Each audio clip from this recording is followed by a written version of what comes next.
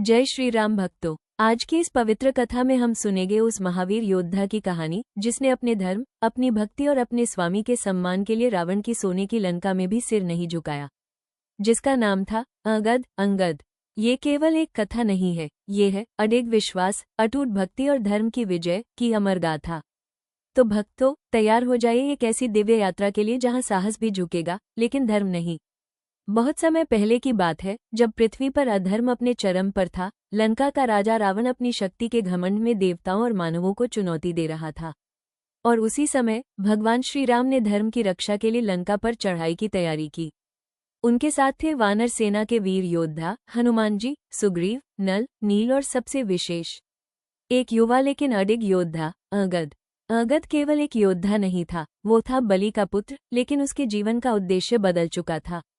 अब उसका जीवन केवल एक ही सत्य पर चलता था, श्री राम ही धर्म है और उनका कार्य ही मेरा जीवन है।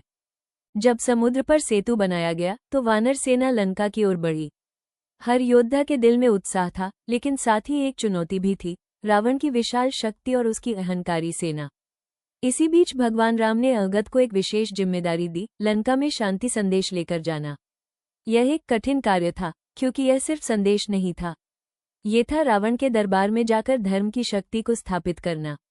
अंगद ने बिना किसी भय के कहा, प्रभु, आपका आदेश मेरे लिए सर्वोच्च है। मैं लंका जाऊंगा और आपका संदेश हर आत्मा तक पहुंचाऊंगा। लंका का दरबार, सोने की चमक, अहंकार से भरे चेहरे और शक्ति का घमंड। रावण अपने सिंहासन पर बैठा था, उसकी आंखों में अभिमान था और उसे विश्वास था कि कोई भी उसे चुनौती नहीं दे सकता। तभी दरबार में प्रवेश हुआ अंगद का, शांत, स्थिर और अडिग। उसके कदमों में भय नहीं था, उसकी आंखों में सत्य था। दरबार में सन्नाटा छा गया। रावण ने मुस्कुराते हुए कहा, तुम कौन हो बालक, और यहाँ क्यों आए हो? अंगद ने विनम्रता से कहा, मैं अंगद हूँ और मैं प्रभु श्री राम का संदेश लेकर आया हूँ। अंगद ने ऊंची आवाज में कहा, रावण, तुमने माता सीता का हरण करके धर्म के विरुद्ध कार्य किया है।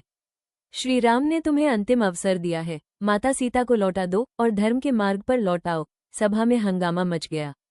रावण के सैनिक क्रोधित हो उठे, लेकिन अंगद शांत खड़ा रहा। उसके मन में एक ही शक्ति थी, श्री राम का नाम। रावण ने अहंकार में कहा, यदि तुम इतने ही शक्तिशाली हो तो अपनी शक्ति साबित करो। और उसने आदेश दिया, जो भी मेरा पैर हिला दे वही सबसे शक्तिशाली होगा। योद्धाओं ने प्रयास किया, लेकिन कोई भी रावण का पैर नहीं हिला सका। अब सबकी निगाहें अंगद पर थीं।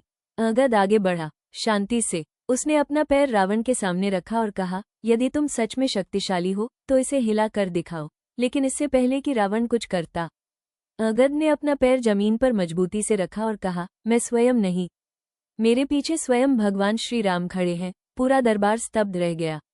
रावण का अहंकार टूटने लगा। अंगद ने गंभीर स्वर में कहा, रावण, यह अहंकार तुम्हारा पतन करेगा। समय अभी भी है, लौट आओ धर्म के मार्ग पर। लेकिन रावण ने क्रोध में आकर कहा, मैं लंका का सम्राट हूँ, कोई मुझे हरा नहीं सकता। अंगद ने अंतिम बार कहा, जिस दिन अहंकार बोलता है उस दिन बुद्धि मौन हो जाती है। और वह शांत होकर दरबार से बाहर निकल गया। जब अंगद श्री राम के पास लौटा तो सभी वानर सेना ने उसका स्वागत किया। भगवान श्री राम ने मुस्कुराकर कहा, अंगद, तुमने अपना कर्तव्य पूर्ण किया। हनुमान जी ने भी कहा, तुमने धर्म की ज्योति को और प्रज्वलित किया है। अंगद ने विनम्रता से सिर झुकाया और कहा, ये सब आपके नाम की शक्ति है प्रभु। इसके बाद भयंकर युद्ध हुआ। लंका जल उठी, आकाश गर्जन से भर गया। भगवान श्री राम और रावण के बीच अंतिम युद्ध हुआ और अंत में अधर्म का अंत हुआ। रावण पराजित हुआ और धर्म की विजय हुई। भक्तों, इस कथा से हमें ये सीख मिलती है, अहंकार कितना भी बड़ा हो वो सत्य के सामने टिक नहीं सकता। भक्ति में असीम शक्ति होती है। धर्म का मार्ग कठिन जरूर होता है, लेकिन विजय निश्चित होती है। और सच्चा योद्धा वही है जो अपने स्वामी के लिए समर्पित हो। अंगद ने हमें सिखाया, सच्ची शक्ति शरीर में नहीं, विश्वास में होती है। भक्तों, अगर आपको ये दिव्य और प्रेरणादायक अंगद कथा पसंद आई हो तो इसे अपने परिवार, दोस्तों और सभी भक्तों के साथ जरूर साझा करें। वीडियो को लाइक करें, चैनल को सब्सक्राइब करें, कमेंट में जय श्री राम जरूर लिखें, क्योंकि आपका एक लाइक और शेयर इस भक्ति संदेश को हजारों लोगों तक पहुंचा सकता है। जय श्री राम, हर हर महादेव।